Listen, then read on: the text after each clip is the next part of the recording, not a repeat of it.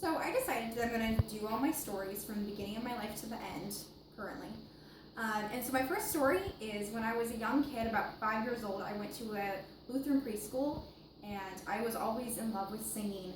And one time, I actually was at a Mexican restaurant with my family, and I stood up on one of the chairs, and I started singing "Jesus Loves Me, This I Know" with sign language. And then everyone applauded for a little 5-year-old.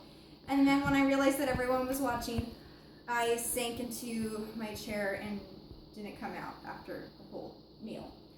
So for my second story, I'm going to talk about the time that I got into the highest choir in my high school. I was a freshman.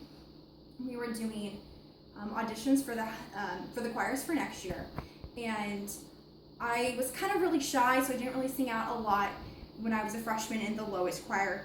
But I had done choir before, and I went in to the place where we were doing the audition room, and I started doing little vocal warm-ups, and my teacher was like, "Oh, ooh, I mean, good, ooh, like, that's good, you're a good singer."